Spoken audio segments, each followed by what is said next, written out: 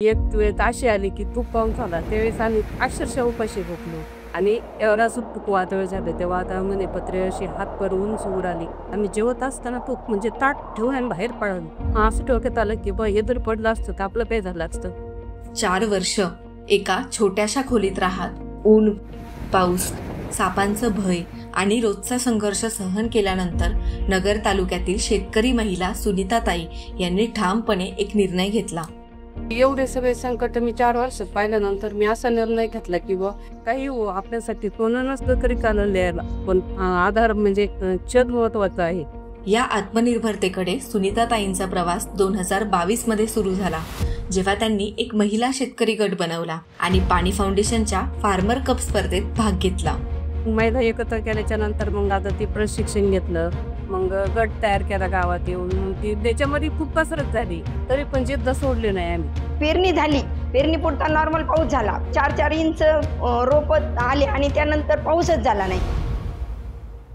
आम्हाला असं इतर बी पाण्याचा सोर्स नव्हता की आम्ही वरून पाणी देऊ शकतो काय, आणि आमचं त्या वर्षी पीक पूर्ण फेल गेलं. जेवढं आम्ही आणलं विकत ते पण आम्हाला तेवढे पैसे पण उगवलं नाही. पण सुनीताताई आणि गटानं हार मानली नाही. 2023 मध्ये त्या पुन्हा नव्या जोमानं शेतीला लागल्या. दुसऱ्या वर्षी सगळ्या महिलांनी गावातलं पाणी गावात कसं अडवण याचं आम्ही नियोजन केलं होतं. BBF पेरणी केली, जरी पाऊस जादा झाला तरी आमचं पाणी निचरून जाईल आणि आंतरपीक घेतलं. तूर हे पीक असं आहे की त्याला कमी पाण्यामध्ये ते येतं, मग काही नाही तरी ते तरी उत्पन्न होईल. मग आम्ही तो एक निर्णय घेतला की पिकामध्ये बदल करायचा आपल्या. यावेळी निसर्गानेही महिलांना साथ दिली आणि त्यांच्या शास्त्रोक्त शेतीला भरघोस यश मिळालं. मला 1.5 एकरला 24 पर्यंत म्हणजे माझं अवरेज गेलं दोन्ही पिकाचं. खर्च जाऊन मला चांगला नफा भेटला 90 पर्यंत.